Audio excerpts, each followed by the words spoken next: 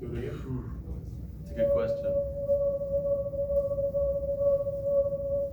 9. Any units in there? Hertz? 9 frequency. Those would be the appropriate units for frequency. All right. How many times I heard?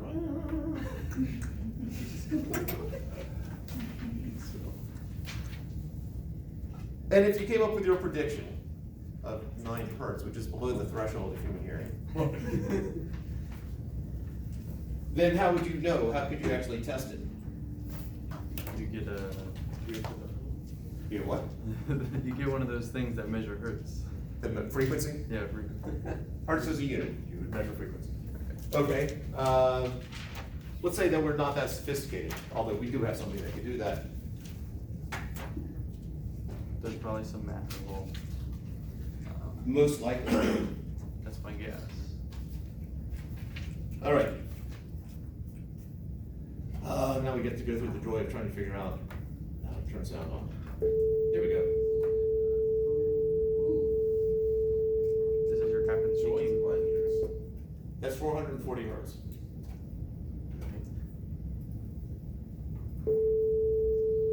Is that the same? Is that a guess or you can I name don't it? think it is. Who can hear a difference between these? There is a difference. Okay, that's 440. This is 439 and a half.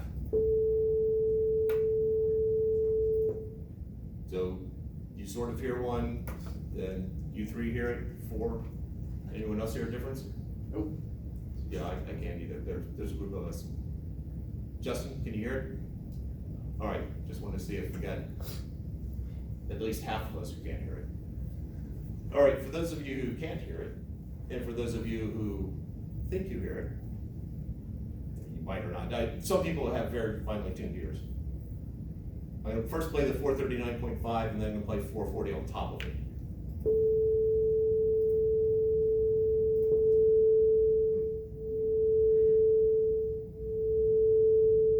Whoa. What's going on there? All right. Woo. What you heard right there were when you get 2 frequencies that are really close to each other, you get that sort of pattern. They're called beats. And that beat frequency had its own frequency called the beat frequency. This is chapter 16. I think maybe that's the wrong book. Who cares about chapter order anymore? Let's write it. So let's figure out what the frequency is. So let's first off, frequency. Pretty much the same way in definition of physics, pretty much the same way it is in everyday English. It's how frequently something happens or how often. How often a single cycle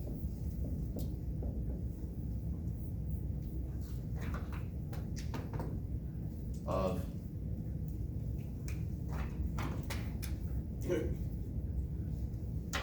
You going with you? of repetitive motion occurs. So the units cycles per second would be the SI units, or just sometimes just written as whatever S, sometimes written as S with a -1 there, and more frequently written as HZ, capital H, lowercase z, which is in hertz. My monitor is 165 hertz. And does that mean that it shows me a new screen 165 times a second? Yes. Cool. So it's 165 frames, like screenshots. Yeah. Per second. Yes.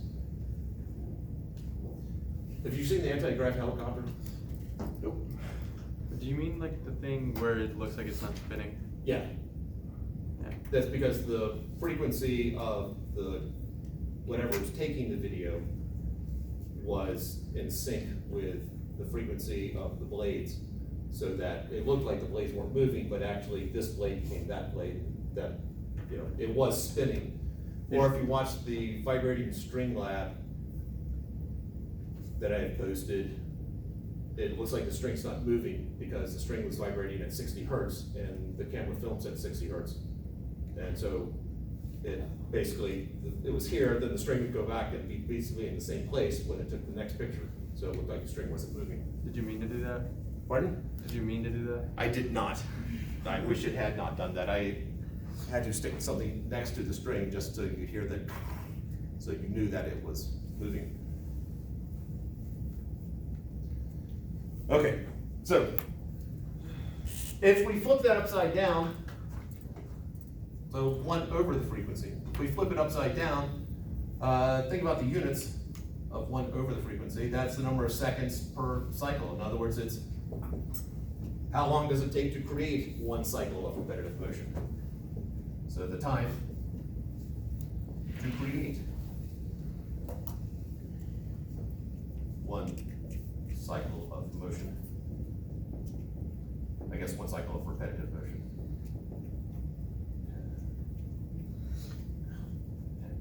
There we go. This is known as the period.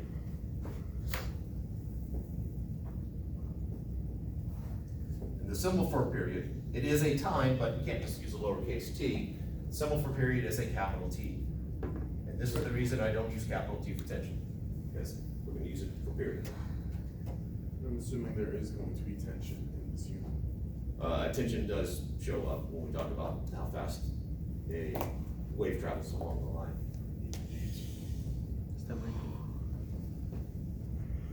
And so the SI units of period is the second. Even though we're at seconds per cycle, generally just spoken about, the per cycle is just understood. So,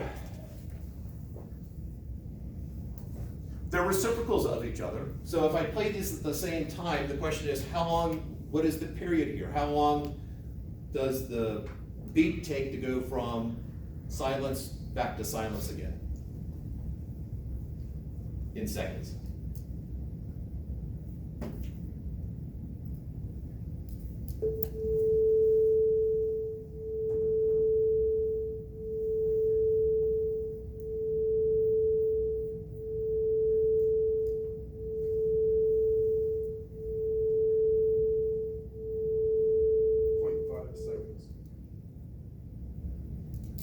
Anyone else? I got like 1.7. Anyone else? 1.7. You're closer.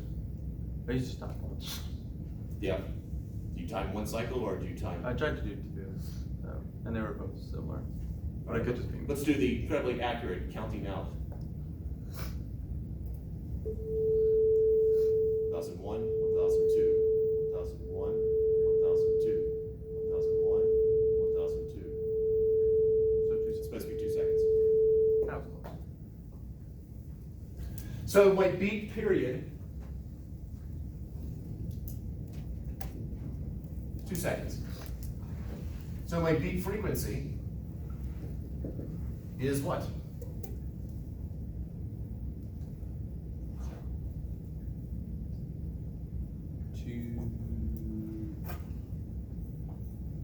Two hertz. Well, seconds. Oh, 0.5. Yeah, so Oh, yeah. 1/2 or 0.5. 0.5 hertz. So the 2 frequencies I was playing just then were 440 and 439.5, 440 hertz, and 439.5 hertz. Is there some way from those 2 frequencies that we could come up with 0.5, given those 2 numbers? I think I know a way. How can you do it? Find the difference. Whoa, Sure. what a coincidence. It does come out to the same thing. That's crazy. Awesome sauce. So if you were playing two frequencies simultaneously, the beat frequency is just the difference between them. There is no negative frequency. There are no negative frequencies that I've ever run across. I throw that caveat in there because quantum physics just gets bizarre, so who knows? Maybe there is a meaning for it. But it's just the bigger number minus the smaller number.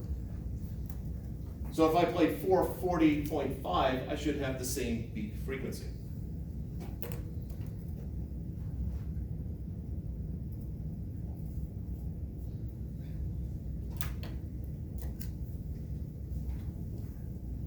Could you have a frequency beat with more than 2 sounds? Let's find out. All right, here's 440.5 and 440.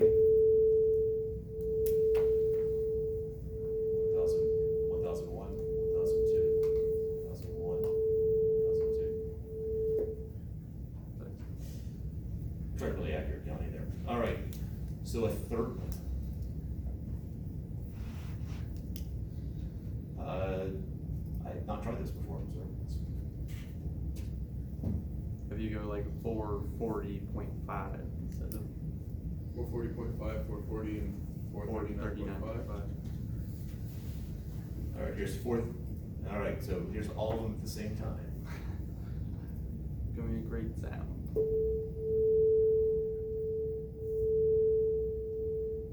There's extra stutter in there. It's Like whoop, whoop. So how long does it take to repeat itself?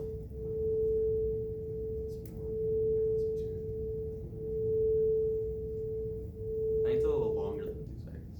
What? I think it's a little longer than 2 It seconds. feels that way, but Could just be me.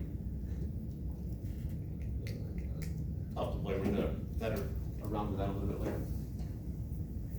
All right, so we've introduced at least some of the topics dealing with this, so let's delve in a little bit deeper.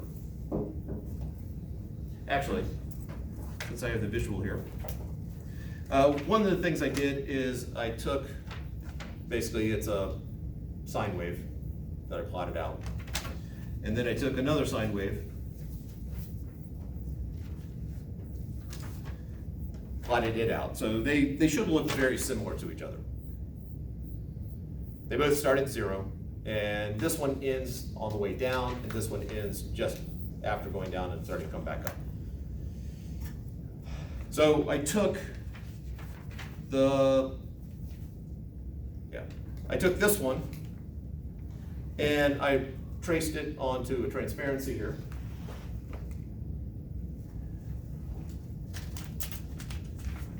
And then I took the other one and put it over so that you can see what happens if they're at the same time.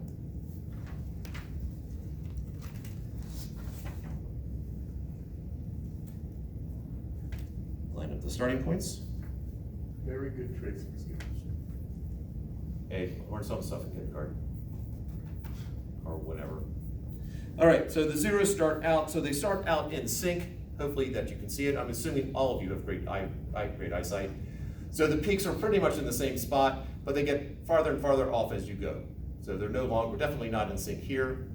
And I guess, I don't know who has the worst eyesight. It looks like Gigi, you're straining the most. Can you see it okay? Kind of, there's like a glare, I think. Sure, go for the glare. Okay, yeah. So getting more out of sync there.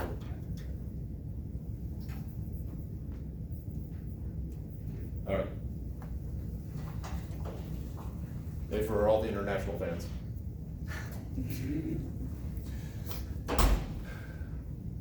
So mathematically, what you're doing is just adding two functions. If they play at the same time, you got two functions going on because they're both exerting, well, they're both modeled by sine waves. But where they both peak together, you're going to get something really big. And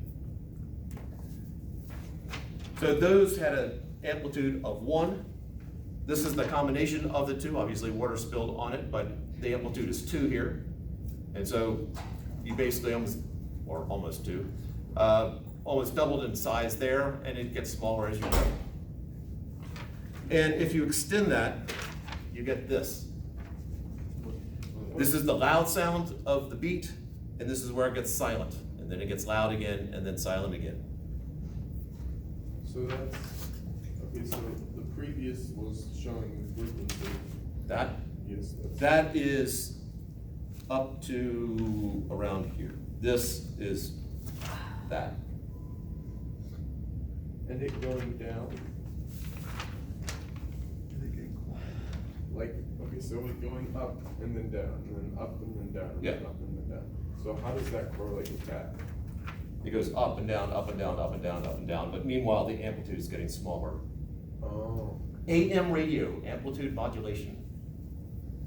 The essence of how our radios receive AM. what about FM? FM just varies the frequency. Oh, hmm. But in that, it doesn't show the amplitude getting smaller. This one? That one. That one? Oh, it is, it does sort of start tapering off. Oh, I see, okay, okay. When the two waves add together to give you something bigger than either of them, this is known as constructive interference.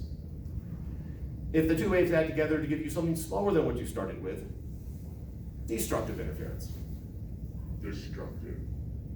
And on the note of destruction, have a wonderful Thanksgiving. That's what Thanksgiving's all about. That's right, and remember, you can always use me as an excuse if you need to get away from family, so you can work on physics. So that you have something to do and pick the day that you want to do. It's due during Thanksgiving. 26. I have something due every day while my cousins are here. I shouldn't badmouth all my cousins, just half of them. Shut up.